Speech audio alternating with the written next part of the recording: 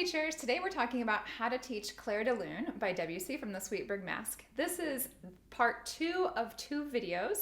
If you missed part 1, I would strongly suggest that you go there now and watch that first.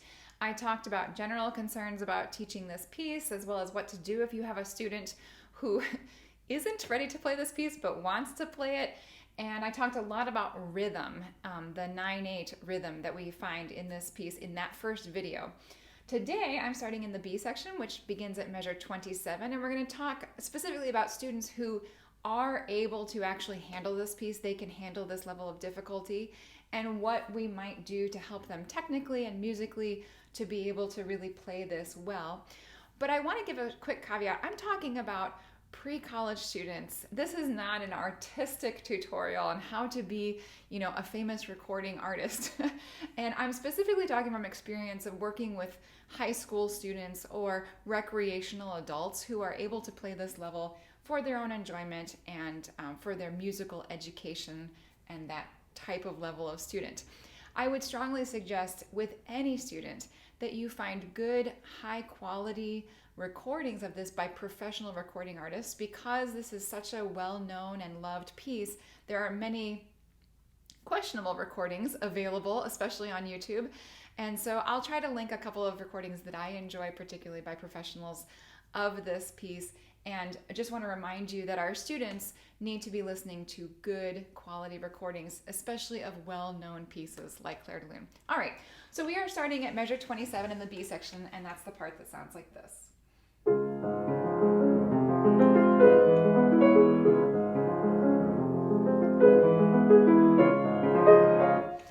This is such a beautiful piece. It's easy to get carried away very quickly when playing this, but there are a lot of difficulties. I actually sat down and practiced this multiple times in preparation for this video, and if you told me I had to make a professional recording of this tomorrow, I would need to do a lot more practice.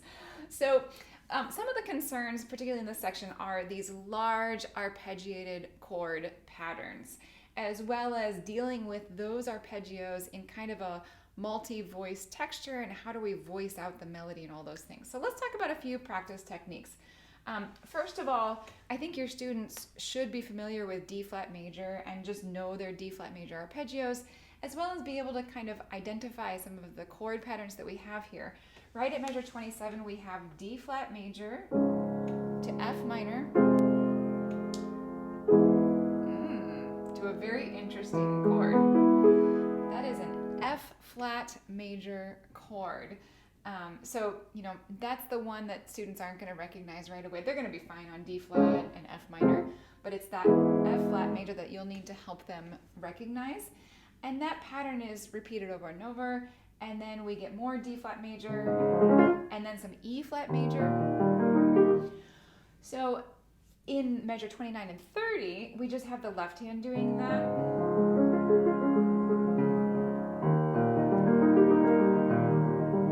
It's very widespread. I have to remind myself as I play this to move my arm very quickly and not try to reach for things. A lot of our students will try to reach. You also need to work through whatever addition you're using and your particular student's hand size and shape, what fingering will be best for them, and I'll leave that up to you. You can do some experimentation, what allows you to really roll through those arpeggios softly, fluidly, without bumping as much as possible, and those arpeggios need quite a bit of work. Right above that in measure 27, they are split between the two hands, so I would practice these without the other right hand parts, just the arpeggio parts.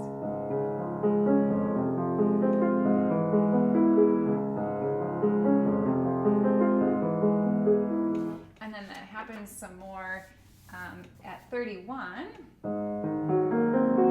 We've got more of these arpeggios that are combined with the melody on the top. Of course, then you also want to practice the top melody parts. You could just do the very, very top.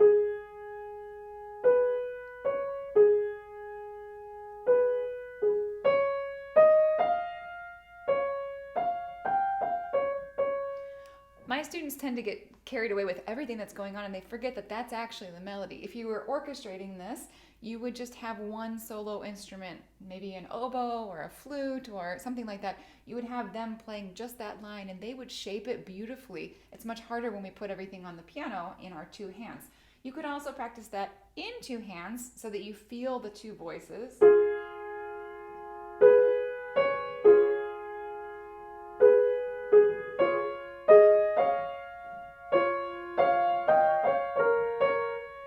And then the left hand even gets this, it comes up from that G. It's a bit of an echo from what the right hand has done. Sorry. So all of those ways of separating those things out are mostly helping our students' ears to know what are all the different things that are happening. In fact, there's even a bass line. I didn't even say that yet. But those dotted quarter notes down there, I have had students who've just said, why is there this extra note that they think they have to play the D flat twice?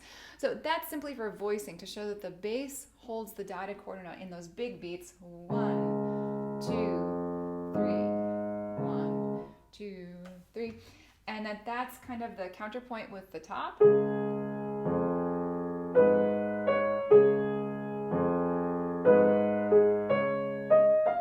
You could do that with the two. So as I'm just showing you, there's a lot of ways to kind of address this and figure out what's going on. Later on, this becomes slightly more confusing, I think, at 37, when the right hand melody really is these little two-note slurs of quarter eighth.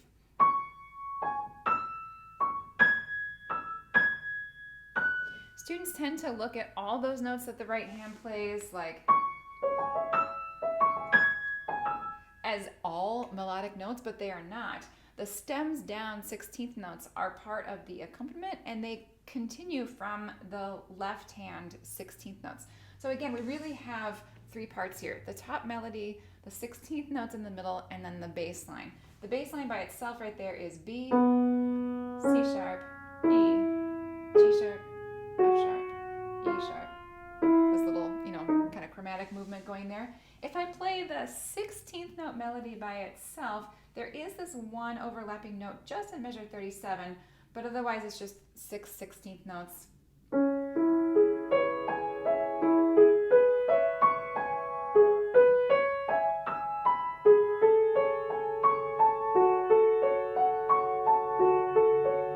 Notice that it stays on the F sharp there for a while. 37 is much harder than the rest of it. It gets much simpler in 38. So 37 is a measure that you really have to work out with your students. Help them see what's going on, help them practice the individual voices, and then kind of notice that some of those notes do double duty. So it's helpful for them to realize, oh, right, that G sharp has a stem up and a stem down because it's both that top melody note, the soprano note, as well as that accompanimental 16th note pattern. It's in both of them. And then they'll want to do that measure in a lot of slow motion, as well as, again, figuring out what fingering works, especially for that left hand. Right now I'm using 3, 1, 2, 1, or 3, 1, 2, 1.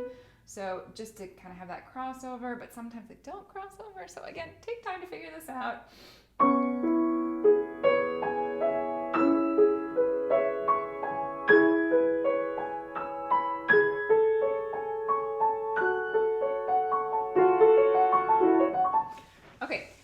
Before that, we still have this similar texture, and you do end up with some times where you have multiple voices going on at once, such as measure 33. You have this arpeggio up, and then the left hand has this doubling of the soprano part.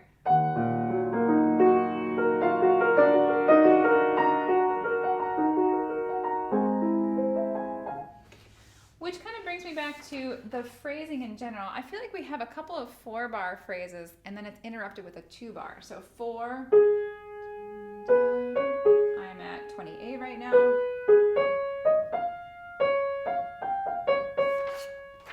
Another 4 here.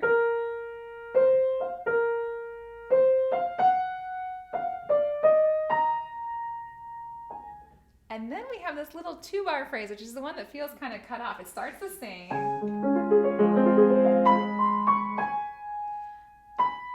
And then we burst into this key change with that very difficult measure 37. And then it feels like it builds up. And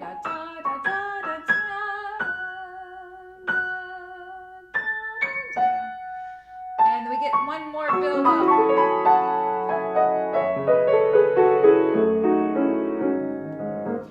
So I think that's actually the hardest part of the whole piece. And notice that I didn't even play it fully and beautifully for you right there. The good news is the dynamic level actually increases here. And so there's a little more freedom to move with a little bit more motion and let your technique kind of, fluidly flow, as opposed to feeling like you have to control this very soft dynamic. Notice that there are some tempo changes throughout that. We'll mention these again at the end, but we have un poco mosso at 27. Don't let your students fly off the handle at that point, because if you do, they won't be able to handle the en animant, which means, again, a little bit faster at 37. So really, I don't think you have to do much at the un poco mosso at 27, because just inserting the 16th notes in general helps it feel like there is more motion. That's what poco mosso, or mosso means motion. So it already feels like there's more motion. Kind of hold their horses back a little bit so that at 37 they can let it flow forward a little bit in tempo. Going on from there, we have the calmato section, and one of the trickiest parts here is these left-hand undulating A-flat, E-flat arpeggios. They're not really arpeggios, but this.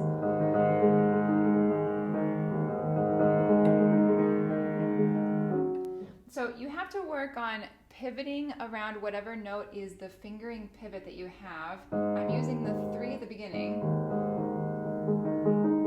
and then I kind of pivot here around this A flat. So the left elbow needs to travel with the hand and constantly be going behind it.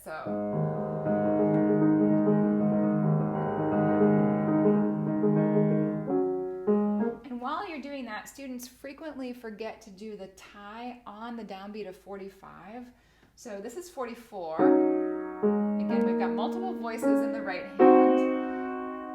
This is tied, but the D flat replays on the downbeat.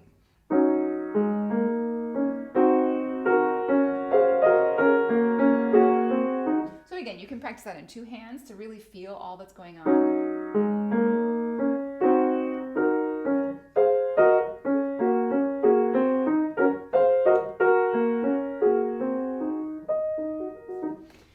And then I would do a lot of slow motion on that. So if I start in 44 again, I'm not using the pedal so I can actually hear what I'm doing.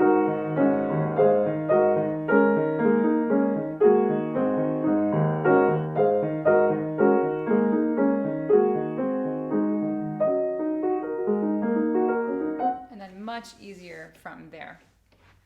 So, I barely scratched the surface on technical things that you really have to work on in this, but those are some problem spots that typically come up for my students, so I'm guessing they'll come up for yours as well. And a lot of this just has to be figured out. What fingering are you going to use? What feels most comfortable? What allows you to get the sound that you want?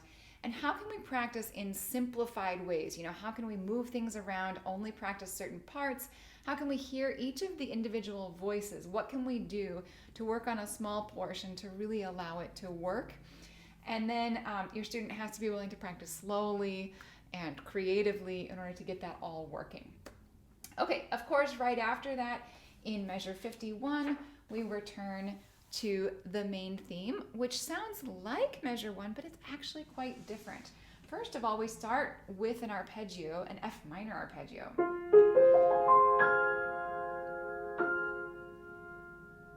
And then it moves on from there. And so we don't have the rest on the downbeat and the slower motion of just 8th note rhythm at that point. We have 16th notes involved, and the harmony is changed.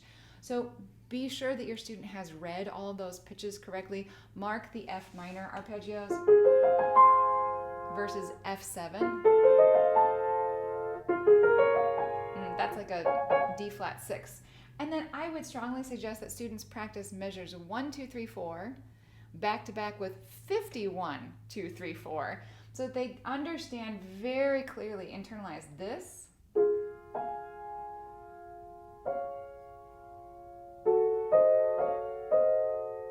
map matches, but is different from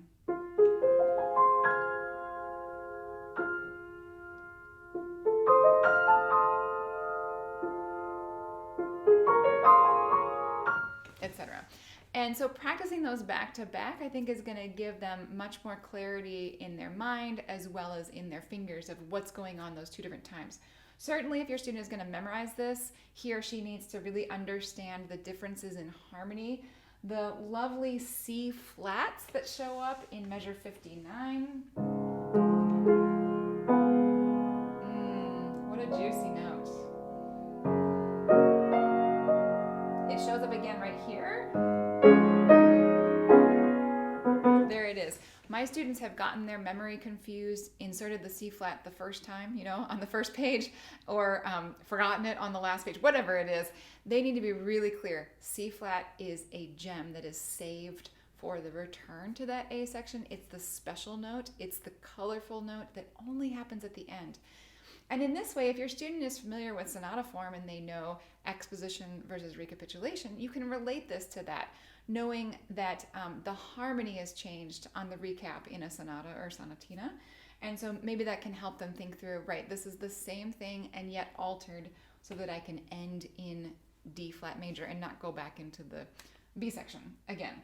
Again, they could practice that back to back with its corresponding part to be really clear on how is it the first time and how is it the second time. So some general last comments here as we finish up these two videos. There is so much to explore in the way of sound production in Debussy that is dependent on how you like to teach technique, how you like to talk about sound, what instrument you're working on. And so that doesn't necessarily translate real well in a YouTube video, but I will just say that this piece is a vast majority of a soft dynamic, piano or pianissimo or even pianissimo at 51 at the return to the A section.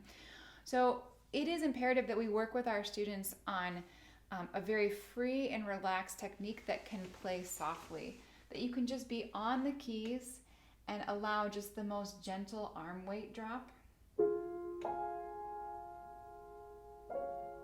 That it's not a tense movement of, you know, that's my personal philosophy, because I think generally when our students tense up, they tend to play louder because they can't control, you know, any kind of jerks or sudden motions that come out because they are playing in such a tense manner. The only loud place is, as I said, there at 41 when everything seems to bubble over. Maybe that's the fountain bubbling over and lots of water going on there. There is also a Debussy trademark dynamic moment. This happens in so many of his pieces that students play. If you look back at 31, we have piano for the dynamic. And right there on beat 3, we have this hairpin crescendo. So you have a very quick amount of time. And then you have to go back to the subito piano. And then, assuming that Debussy didn't give us the piano on 33, we're actually allowed to be a little bit louder at 33 there, and then he has the crescendo starting in measure 35. But make sure your students understand that subito, go back to piano on the downbeat of 32. And in general, I find that students typically start their crescendo too early or they get louder too fast in this. So a lot of work is going to be done around how do I create a beautiful soft sound? How much una corda pedal am I going to use? You know, that really depends on the piano and the space that you're playing in. Some una corda pedals simply just take out all the color in a piano. So it really depends on what instrument you're working on and how it sounds. And then teaching our students that if they go perform this on a different piano, it's going to sound different. And so they have to be able to listen and adjust in the moment and figure out what instrument they're playing on, what the beautiful sound is there. And I think that's one of the reasons why this piece is so difficult. Of course, there are the technical concerns in the middle section, but really playing with sound, being able to listen to one's own sound that you're making while you're performing or practicing, being able to adjust, getting those shades of color, those are all the things that make this so difficult. And one of the ways in which I would like to improve in my own teaching is helping students achieve those beautiful sounds, even at a recreational student level. So I hope that gives you a few ideas on how to teach Clair de Lune, how to maybe approach Debussy in general. Please do subscribe to my channel if you haven't already. Check out the rest of my videos on how to teach intermediate repertoire. And I wish you all the best in your teaching.